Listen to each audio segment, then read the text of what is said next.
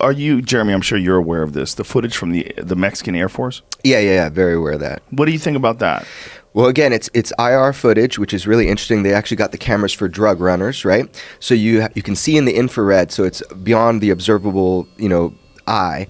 I myself have not detailed looked at the footage. However, FLIR experts, some people that work with NSA have looked at it for me, and these are not lights in the distance. These are craft, very similar to what Commander Fravor talks about, without plumes, without heat signatures, non-traditional field propulsion systems. We don't have that. And I thought they tried to, is this it right here? Is this the Mexican Air Force footage?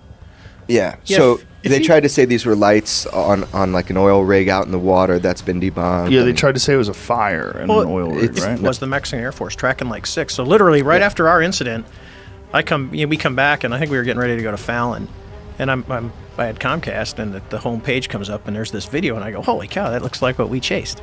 And it was like 6 of these things, and they were tracking them in the same area too, right off the coast of Ensenada. And it's not as rare. There's now admitted an increased frequency. A Pentagon spokeswoman finally went off script. I was tracking the scripts for the last 2 years of what Pentagon spokespeople say about Commander Fravor's experience. Someone went off script last week in the New York Times, and she admitted there's an increased frequency of near misses because of these AAVs, anomalous aerospace vehicles. So it's pretty astounding. We're getting all these kind of revelatory moments in these little seeds that these are not ours. We don't have this. Even Elon doesn't have this. I mean, this is a propulsion system unlike anything we have. It's amazing. It's gravity propelled. Now, that gimbal footage, when it said that there's a fleet of them, how far away are those guys where you don't see the individual objects, you only see a singular spot? Well, the pod is... when you get pretty narrow, it'd be like, if I put 3 people around you, I can look at you and not see the other people. So that's what the pod is doing. But the radar is seeing everything because it has an EDIÇÁO radar in it, which is an active electronically scanned array. So instead of like the radars we had, which did the mechanical, doing this, like old school, this thing is just a panel that sits in the front of the airplane, and through beam shaping, it can move and it can look all over. So we used to have what was called track while scan, so we would be able to track a target while we're still scanning. This thing has it scans while it tracks. So it literally, if the radar sees you, it has basically a weapons quality solution, and it can do that on multiple targets. It's the same way the spy radar, the Aegis system, works on the cruisers. It can track multiple targets and have weapons quality on all these different targets while it's still scanning a volume. So in that image, you're seeing one individual object, but there's other objects? Yes. The radar is seeing the object that the pod is looking at where they're talking. And when you hear the video, you hear the pilot say, dude, look at the SA page. There's a whole fleet of them. So what they're seeing is the pod is looking at the main. That's the bigger object at the gimbal, the thing that's rotating on the screen. And there's 5 smaller things in front. So this thing's just sitting there, and then he said they turn around on the radar and start going the other way while the pod's looking at this guy just kind of rotating. So like a mothership and smaller aircraft. Could be. Something along those lines. Is there video of those smaller aircrafts or just the video of the one large one? The only thing they have is the targeting pod. I would highly doubt, even if they had the video, that they're going to release the radar video because of classification levels. Are you able to tell the story you told me about what was underwater with your other buddy? Because is that okay? Yeah. So it's amazing. People come out of the woodwork when they figure out you've had this, because now they don't feel alone. So I was working. I still do it, but I was doing oil and gas at the time on a contract, and one of the guys, the story came out, and he was a Navy helicopter pilot. And he comes in, he goes, dude, hey, can I talk to you, man? I go, what about? He goes, dude, I got to talk to you. And I said, well, what do you want to talk to me about? He says, dude, you know your UFO? He said, yeah. He goes, I had a similar experience. I said, what's that? He said, he was flying CH-53s, which is a big heavy lift that the Marine Corps uses, and the Navy uses it for certain things. And when they go for the East Coast, they do a lot of shooting off of, at the time, it was off of Puerto Rico. We had Roosevelt Roads that they ended up closing. But he was flying out of there. And, you got super clear Caribbean water. And they have these things that are called BQMs. They fly around, and then when they're all done, because they'll fly towards the ships, and the ship can, they can track with the radar. And then they also do, when the ships or submarines shoot torpedoes, they're called telemetry rounds. So they gather all the data on what the torpedo is doing underwater, and then they blow ballast, and this thing will come to the surface and float, and then they go pick them up, and then they can extract all the data out of them. So they do it for both. So he said the first time they're out and they're going to pick up this BQM. And those things, when they're flying, they're done, a parachute comes out and they got to go, they hook it up, the helo drops the swimmer in the water. He goes and hooks this whole thing up, and then they hoist the whole thing up and fly back, and then they extract the data. So he says he's sitting in the front, in helicopters, there's, CH-53, you can actually see down by your feet, just like typical, like you got a Hawaiian ride, because you can see when you're touching down. So you got really good visibility out of those things, and you can stick your head out the window too, because you're just kind of hanging out. He says he's going on there, and they're getting this thing hooked up, and as he's looking down, because they're, 50 feet above the water, he sees kind of this dark mass coming up from the depths. And they start to hoist the diver up, and they've got the BQM, and as they hoist it up, he says, and he's looking at this thing going, what the hell is that? And then it just goes back down underwater. It just like, once they pull the kid and the BQM out of the water, this object descends back into the depths. So he thinks, well, that was pretty weird. So he goes out, he says, not too long later, a few months later, he's out and he's picking up a torpedo.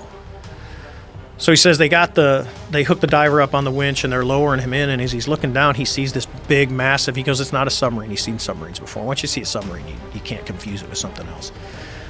This big object, kind of circular, he says, is coming up from the depths, and he starts screaming through the intercom system to tell him to pull the diver up, and the diver's like a few feet from the water. So they reverse the winch, and the diver's thinking, what the hell's going on? And he's getting pulled up, and all of a sudden, he said the torpedo just got sucked down underwater, and the object just descended back down into the depths, and they never recovered the torpedo. Jesus. And this happened in the late 90s. Mid to late 90s, I think it is. I could probably get in touch with him and ask him. And he told me this story, and I'm like, how do you report that? You come in and go, well, where'd the torpedo go? It just got sucked down. It just went down, and then you get the people that attribute it as, something happened when it blew ballast and it just took on water and sank. And he's like, it didn't sink. He goes, it literally looked like it got sucked down. The only reason they talked to him when they did the New York Times stuff, they talked to him, but because the incident was from the 90s, they wanted something, newer. So they did not include it, but I know they talked to him about it. Now, what was the other footage that we were looking at? There was the first footage that Jamie pulled up that wasn't the gimbal footage. Mm-hmm. That was the Go something else? Fast. The Go Fast. What is that? That's it actually looks more like a Tic Tac, but they saw it going across the water, and they're just grabbing a lock. So they're seeing this with their eyes, and he gets the FLIR to lock on it, and that's when you hear the kid go, "Oh, I got it," because he gets the auto track, and it's just something screaming across the surface of the water. So. And this is in the same area? This is East Coast, yeah. This is the same time frame as the gimbal video. So the idea that these are birds, or the idea that this is a radar glitch, or somebody said pilot error, like on a clear blue day, Commander Fravor has nerves. I mean, that kind of thing that people have said on your show to you, that, these are explanations that make sense. Who said that? I don't want to say their names. Mick West? Yeah, sure. Mick believes everything. Like, every single thing that's ever happened has a rational explanation for it. so the probability that, all the radars went off at the wrong time, Commander Fravor, had nerves, that all the other pilots up there with him, that, this thing shot off like a gun instantly, like that was somehow perfectly coordinated. That's a conspiracy. That's a fabrication. Probably, Occam's razors, the events happened exactly like we're being told. Yeah, for us it was... and I'll go back to the beginning of the story of, the other pilot who was brand new. She had been in the squadron for 4 months, 5 months. So she's pretty junior. She was still working on her initial qual on the airplane. And, so she gets we get the real world vector, and it's like, okay, real world vector, cool. I'm going to get to do something real, exciting. Then you see the water, and you think, oh, something's sinking, because it's kind of that shape of an airplane, that cross type. So now it's... oh crap, now it's search and rescue. We got to go down and see, because there's people, and we are sympathetic. And to the Tic Tac, and as soon as the Tic Tac, it's like, holy shit, what is that? And when you get, some people get very emotional when you talk about it. Because for me, it was like, for her, when you talk to her, she has a disdain for some of the leadership that didn't tell us that these things were out there. They're here now, we're getting vectored, because we were the first time the manned airplanes had been airborne when one of these things showed up. That no one even gave us a brief that, hey, we're seeing these objects out here for the last 2 weeks. They're just kind of, you might want to know they're out there.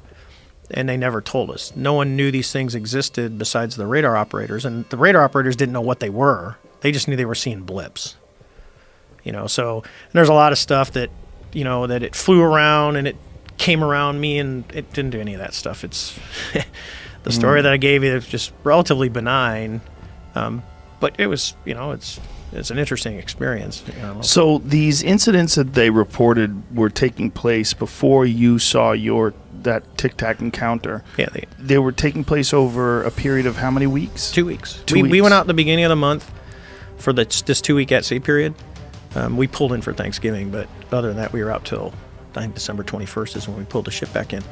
Besides pulling in for the 3 days of Thanksgiving. So yeah, for the 2 weeks prior, so this was on the 14th, and we went out at the beginning of the month. So about 2 weeks, they'd been watching these things come down, go up, come down, go up. But it was always when we were not flying, which is really probably like the midnight time frame until early in the morning the next, till noon the next day. And then we just happened to go. And if you think about it, I laugh at, if there was some little green man flying around in that Tic Tac, he probably got back to the mothership and got yelled at for being seen. But you're like, oh my God, you let him see you. So